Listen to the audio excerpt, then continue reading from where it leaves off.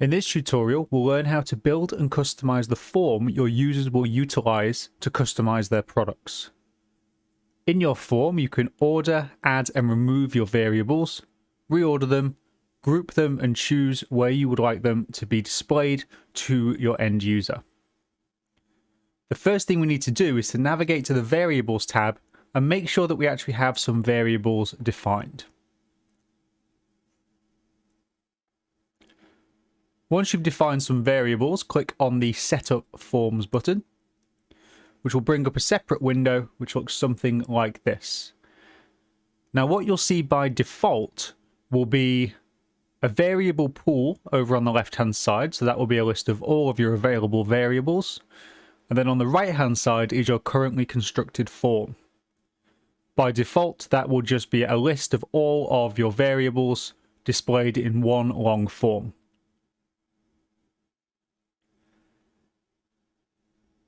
Now, we have some customization options for this particular form. The first thing we could potentially do is go to the switch icon on the top right, which allows us to change the type of form that's going to be utilized. So there's three types of form. We've got single form, which is what we see by default, which is just one form that covers all of the pages in our template.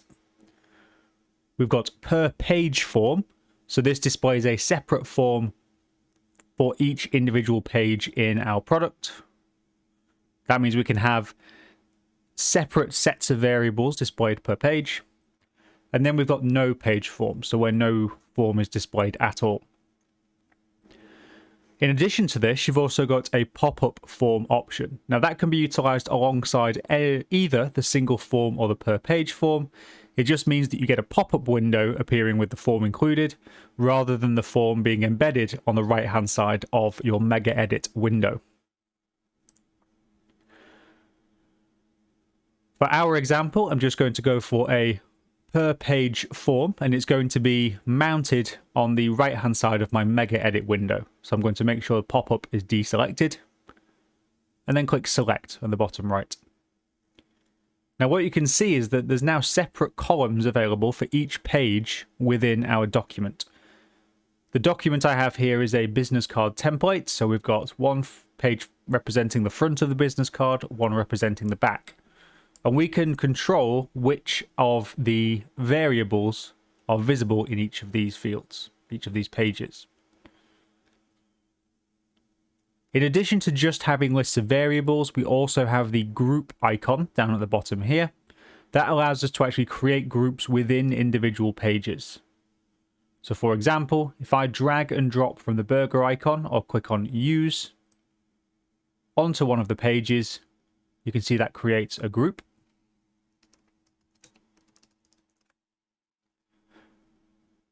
And then I am able to place individual variables either inside the group or outside of the group.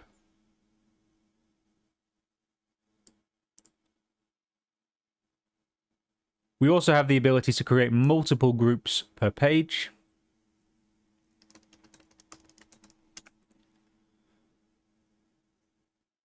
And then we can create a separate form on page 2, for example. You have the ability to move the groups and the variables around using these icons here.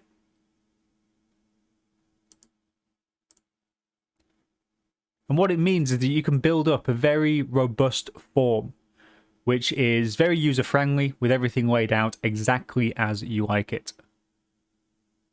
So the video will skip forward now to a more completed version of this form.